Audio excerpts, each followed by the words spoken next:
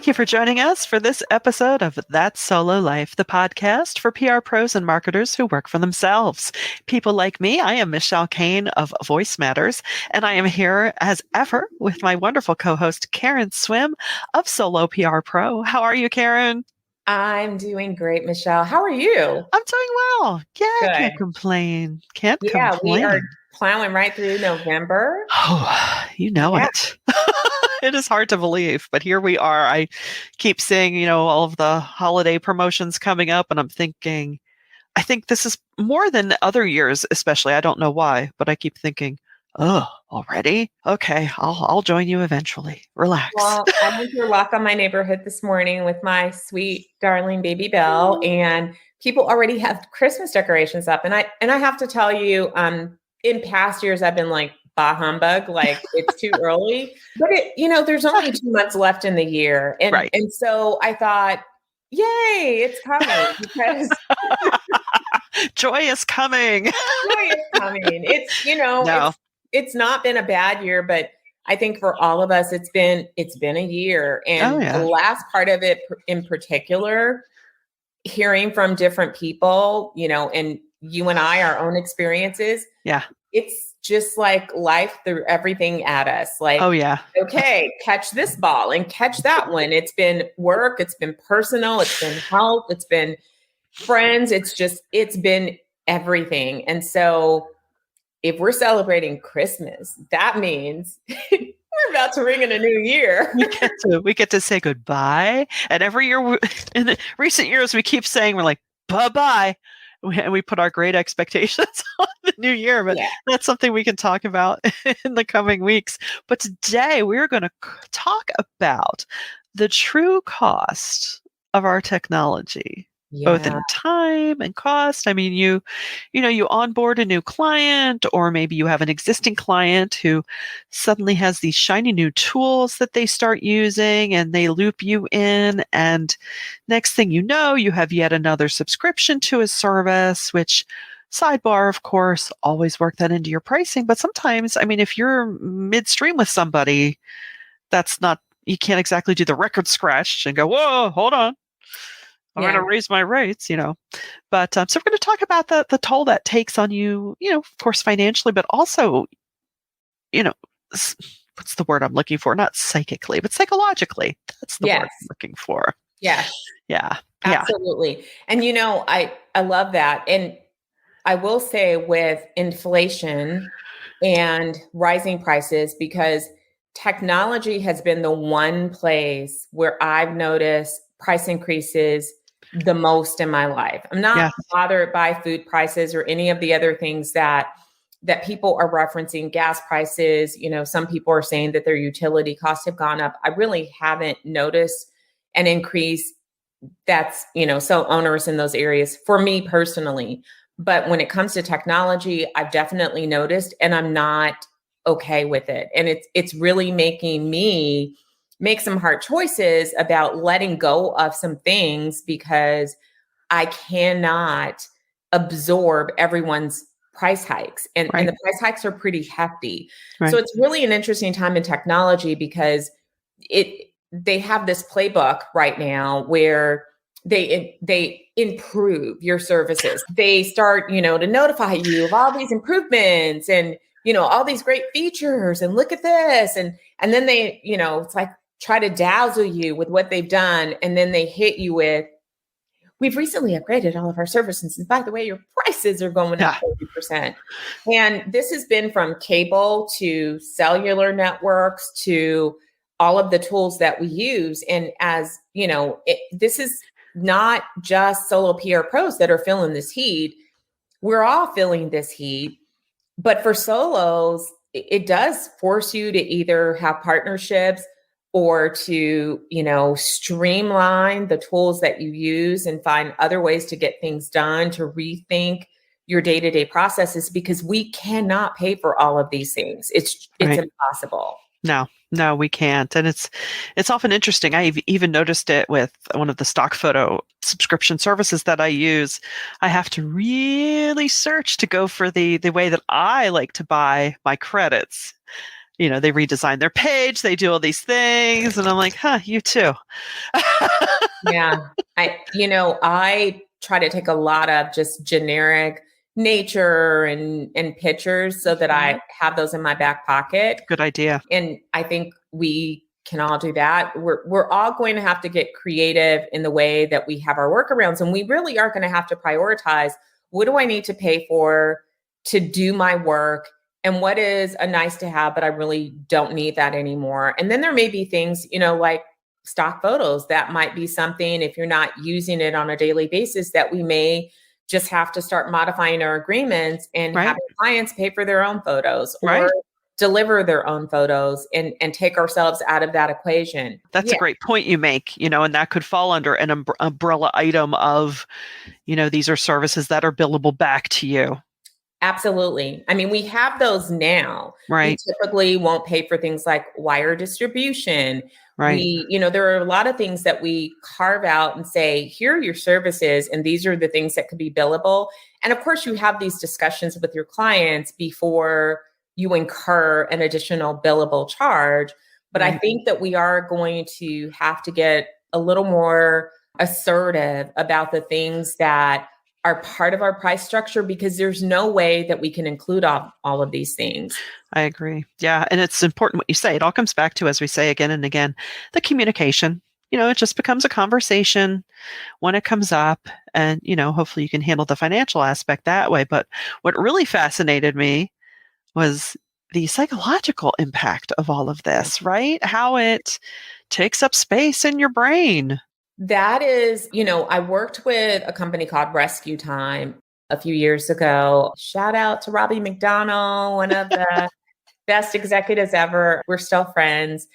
And I learned a lot from them about the impact of technology applications on our productivity and ultimately our mental well-being. And so what I learned, because they worked with a lot of experts and they did studies, is that when you have to switch automatically, technology or not, from one task to another, you lose time. It's why all of the time management experts encourage you to chunk like tasks together, because it makes you more productive. Because, for example, if you switch from writing to designing, it's a different focus. Right. So you lose some time in making that switch in your brain. It's why all of the psychologists tell you, with the exception of a very tiny percentage of the population, it might be less than 5% of the population, you cannot multitask. No one is able to multitask effectively. So being able to focus on a single thing is definitely more efficient and productive. So when you think about the typical day and what people do, for example, in the Rescue Time data, they show that people have their email open. 70% of people keep their inbox open all day. And only less than 30%, like 29%, actually have a deliberate plan for handling email. So if you're in that majority of people, you have your inbox open. As a PR professional, you probably have it open because you want to check if journalists have responded to pitches, you're checking open rates, you're looking for messages from clients. Now, you add in something like Slack and Teams and all of the messaging apps that our clients are using, you got to keep your eye on that, because people are using that for real-time communication. So now you have all these IM apps that you're also keeping an eye on, but you're also trying to, focus and, sit down and write a strategic plan for the next quarter or the next month. That requires deep thinking work. How are you getting that deep thinking work when you're switching around on all these channels? God forbid that you also manage social, because you're keeping an eye on that as well. And you're also monitoring news, because you need to know what's going on in the competitive landscape in the industry. There's a lot of things that we're doing within a day. So all of that switching is losing you time. But when you keep adding in all this technology, you have your CRM, you have your email system, you have your social media apps, you have your messaging apps. It is a lot that we're asking our brain to do within a day. And what that results in And this study from 2018, so these are the latest numbers I'm sure there's more. 40% of knowledge workers never get 30 minutes of straight focused time a day. We are knowledge workers, PR professionals. That's us. That means that a good percentage of us is not getting even 30 minutes a day. Right. That impacts our work and impacts our results. There are additional statistics. So some people may get an hour a day, but is an hour of focused time a day enough for the type of work that we do? No, it's not. It's, we need that thinking time, and and I'm guilty of it. You may think, oh, but I'm serving my clients. I'm getting all the deliverables, done, but I'm not doing the strategic thinking that they deserve, that I deserve. And I don't think that everyone understands, except for us, that at the end of the day, you're exhausted. Yes. You feel like you've run a marathon and people are like, you just sit at your desk. But so I want to call out that mentally, that mental energy that you're expending during the day definitely has an impact on your energy levels. Yeah. And going into 2023, we have to sort of corral this thing that's running away. We cannot do all of the technology. We cannot be on all of the apps. We are going to have to streamline and do things a little bit differently to preserve our mental energy, to preserve our mental well-being, and also to do the best work that we can for our clients, which is what we all want to do. Right. Yeah, I agree. It's preserving our mental bandwidth, because I see it impact flow into my life, and just in little ways of, oh gosh, I really maybe should have sent that person an encouragement card or something. And it's just some days you literally do not have that left in the tank, which, it's not the end of the world, but little stuff like that piles up. The things that light you up inside and make the work worthwhile is, oh, right, and I have time to be thoughtful to this person, or I have the mental energy, and it's sometimes it can take a while before you see the pattern of that, right? And you just hit on something really important, because since the pandemic, I think that we have all become aware of the amount of loss that we have all experienced in some way, whether it's been friends or colleagues or our own family members. And life doesn't wait for us to get less busy. And I think everyone can relate to having that regret of not reaching out or not having a conversation or not stopping to have a silly moment, and then having that opportunity be gone forever. That is a sobering thought. Mm-hmm. And we feel that in the moment and we mourn that, but then we go back to our busyness in our life, and it's, we can't keep up with people. But what you said, having the time to stop and call someone or send someone an encouraging note not only helps that person, but it's energizing to you. Oh, it is. We have to make time for those things that energize us. I recently lost a really dear friend, and one of our Solo PR Pro members, I don't want to say her name publicly because I'm not sure it's okay, actually picked up the phone and called me. Oh. And it was so meaningful to me. She just took the time out of her day.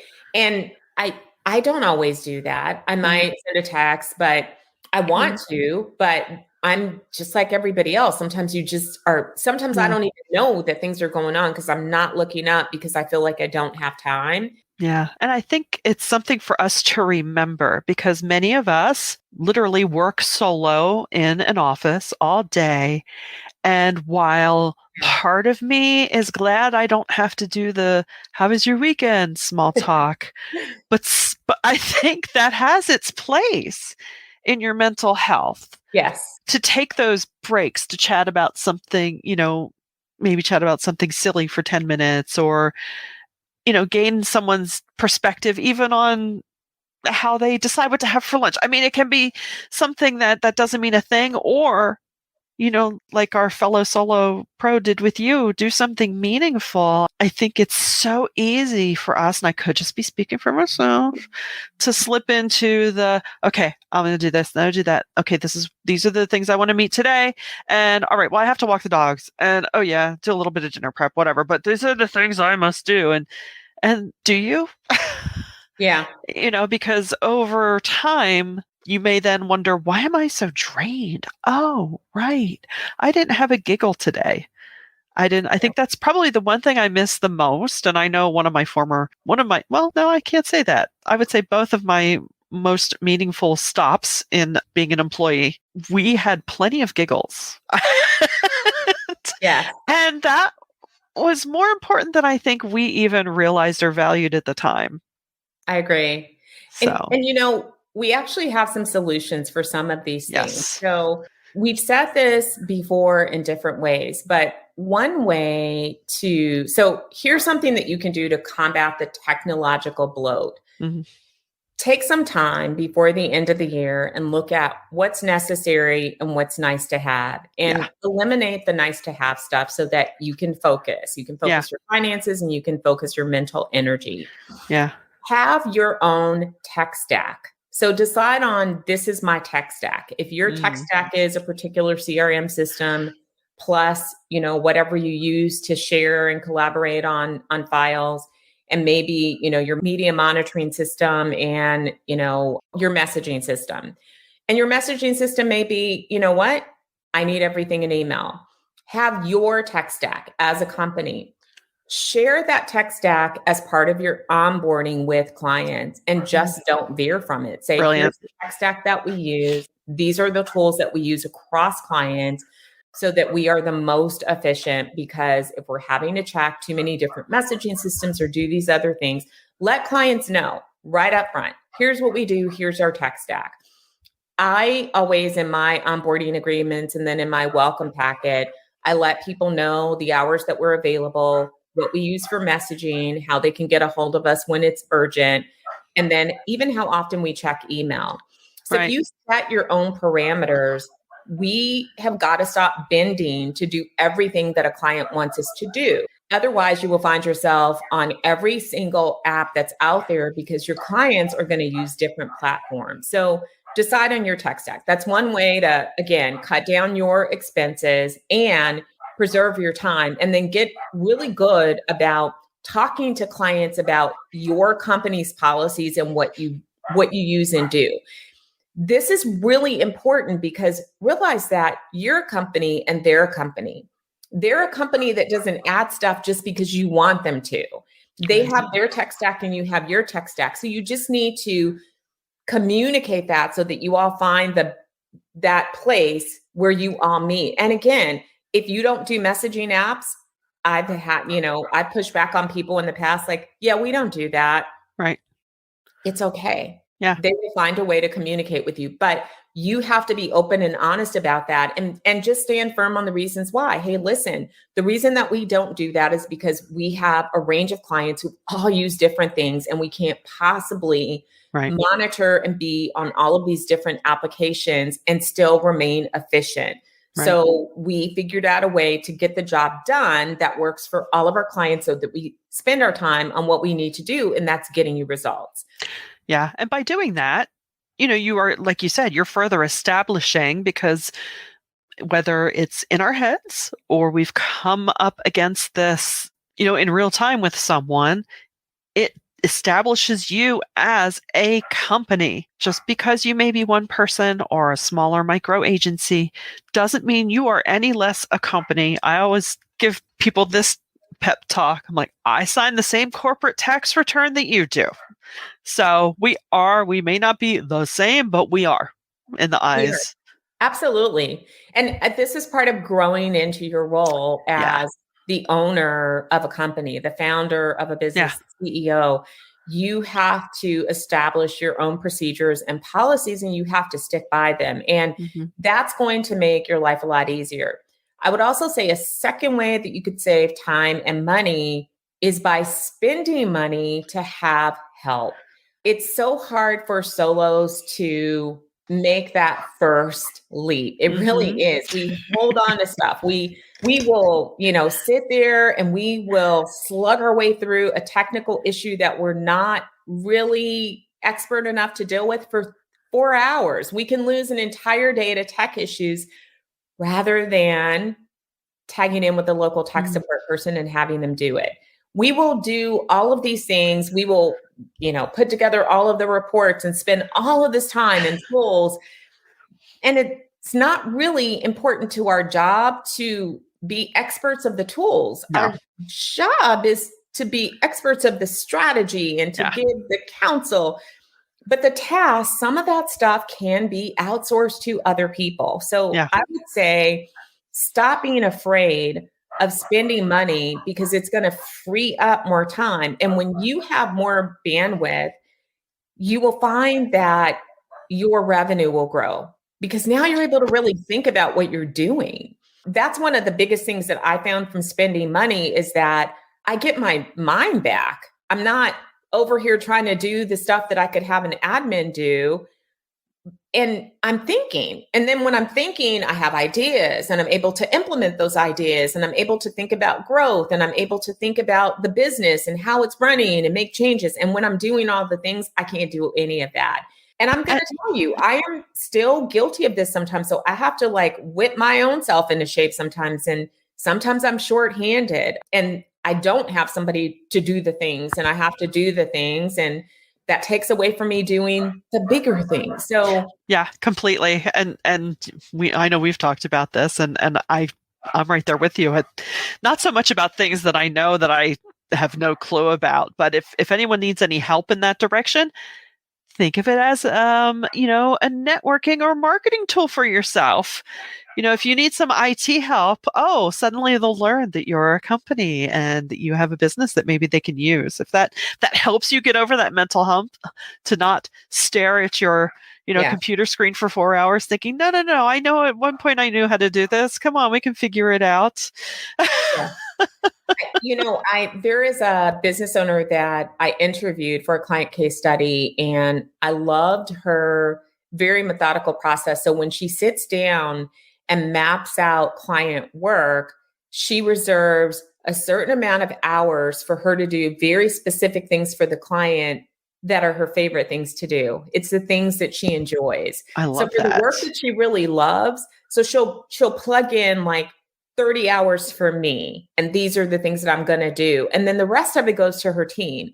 And I thought that's very smart and wise because she's Yeah. spending her time in a way that serves the client, but that also brings her joy. She's not sitting there going, I've got to be the one to put together the coverage reports. I must do this agenda. I must schedule all of my meetings. I must figure out all of my technical support because I'm a solo and I'm supposed to do all of these things. Why Yeah. are y'all trying to be experts in spreadsheets and charts and graphs and design and you're designing all the social media? Why? Yeah. Well, Why doing that? You don't have to do that. And it's so inexpensive in the long term to not do all the things. I mean, yeah. I think a little bit of it is because you have to control freaks. be, I was going to say type A, but yeah, there is a little bit of control freak in there too. To strike out to strike out on your own, you have to have that element. I know, I don't know, one of my committees and I forget what group I was involved in, but it was funny. We were all just kind of like trying to get something done and we just laughed at ourselves. We're like, look at us. We're a bunch of type A's in this room And trying to delegate miserably. here's my up to the moment example of what trying to be the master of everything can do. You could be Twitter. You could. You could.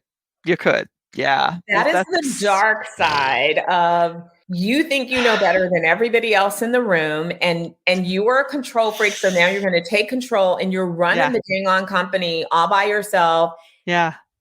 and you're about to crash into an iceberg. Yeah. Yeah. How's that working? It's not. It's not. And the sad thing is we're all watching this happen in real time. And So take some lessons from that. I mean, we yeah. can learn from, Yeah.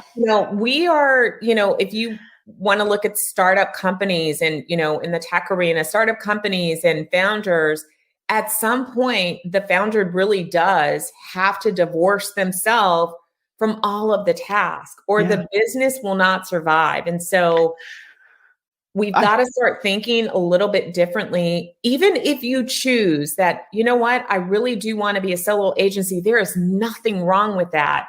But you still have to think bigger about your business and think about what that means to your legacy. We yeah, we all want to leave a legacy. I hope we all do. We all want an exit plan. We don't want to work until we die doing exactly the same thing. I think, right. I want to work for a really long time because I don't want to not do anything, but I Right. want to change the way that I engage with work. And I'm sure all of you do too.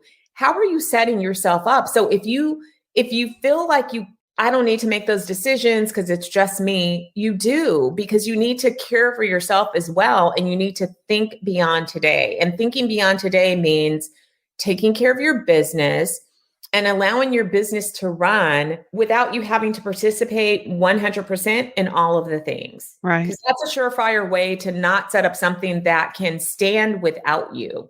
That's true. That's true. And I think that is a great note to wrap this up on. Just leave us all with that bit of inspiration and that challenge. It's good to have a challenge. And a case in point right here, you're listening to us. This is your mental break for the day. This is your, moment of hopefully some giggles and hopefully some things to think about and say, yeah, you know what? I never really thought about it that way. Or yeah, I've been leaning in that direction and I really need to take another step. So we thank you for your time today with us on That Solo Life, and we'll see you next time.